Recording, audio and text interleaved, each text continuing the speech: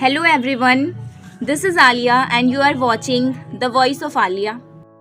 हमारे देश का इतिहास बहुत विशाल और समृद्ध है। महान राजाओं, स्वतंत्रता सेनानियों, क्रांतिकारियों की कहानियां सुनकर हमारा मन जोश से भर जाता है।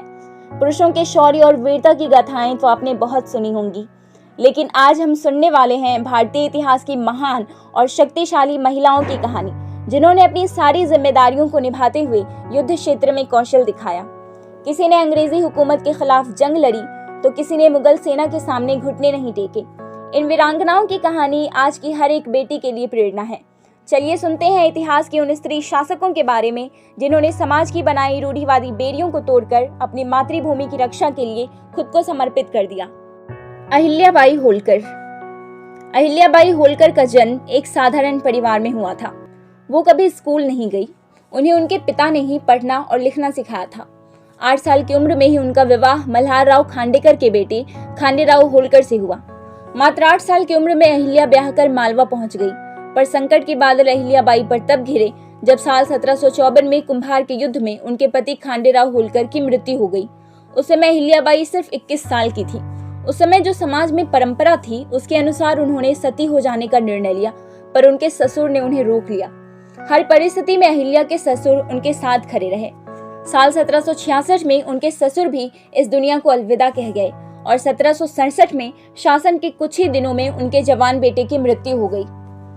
कोई भी एक औरत, वह चाहे राजवंशी हो या फिर कोई आम औरत, जिसने अपने पति, पिता समान ससुर और इकलौते बेटे को खो दिया, उसकी स्थिति कैसी होगी आप कल्पना कर सकते हैं।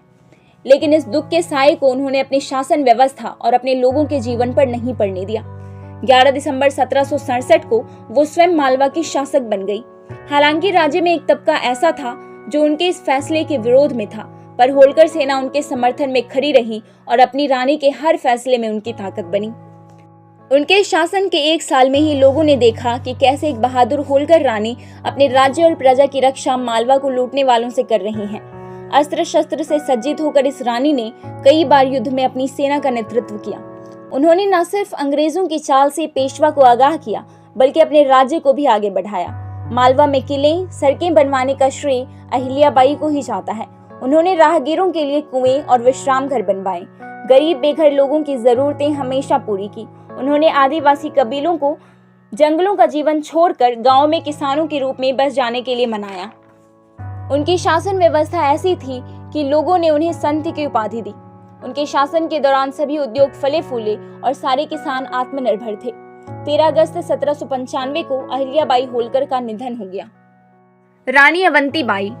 1831 में जन्मी अवंतीबाई का विवाह रामगढ़ के राजा विक्रमादित्य के साथ हुआ था।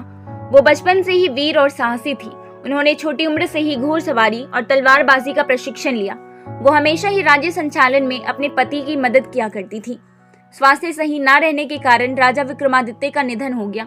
इसके बाद अवंतीबाई ने राज्य की बागडोर संभाली, लेकिन अंग्रेजों को यह मंजूर नहीं था कि एक रानी रियासत संभाले। उन्होंने तुरंत रामगढ़ को ब्रिटिश सरकार के अधीन लेने का फरमान सुना दिया। अंग्रेजों ने रामगढ़ रियासत को कोर्ट ऑफ वार्ड्स के अधीन कर दिया और शासन प्रबंध के लिए एक तहसीलदार को नियुक्त कर दिया। रामगढ़ के राज परिवार को पेंशन दे दी गई। इस घटना से रानी वीरांगना अवंतीबाई काफी दुखी हुई और उन्होंने अंग्रेजों के खिलाफ युद्ध करने का फैसला लिया। रानी ने अपनी ओर से क्रांति का संदेश देने के लिए अपने आसपास के सभी राजाओं और प्रमुख जमींदारों को चिट्ठी के साथ कांच की चूड़ियां भिजवाई। उस चिट्ठी में लिखा था, देश की रक्षा के लिए या तो कमर कसो या चूड़ी पहनकर घर में बैठो। सभी देशभक्त राजाओं और जमींदारों ने रानी के साहस और शौर्य की बड़ी सराहना की और उनकी योजना अनुसार अंग्रेजों के खिलाफ विद्रोह का झंडा खड़ा कर दिया। जगह जगह गुप्त सभाएं कर देश में हर जगह क्रांति की ज्वाला फैला दी और साल 1857 की क्रांति का बिगुल बज उठा। इस निडर रानी ने खुद 4000 सैनिकों की सेना का नेतृत्व करते हुए अंग्रेजी सेना के खिलाफ युद्ध छेड़ दिया। पहली लड़ाई खेड़ी गांव में हुई और अंग्रेज रानी की कुशलता देखकर दंग रह गए। अपनी हार से आग बबूला होकर अंग्रेजों ने पूरी ताकत के साथ रामगढ़ पर चढ़ाई कर दी और उनकी सेना का सामना रामगढ़ की सेना नहीं कर पाई। लेकिन अवंतीबाई अपनी आखिरी सांस तक लड़ती रहीं और देशवासियों को अंग्रेजी हुकूमत को उखाड़ फेंकने का संदेश दे गईं।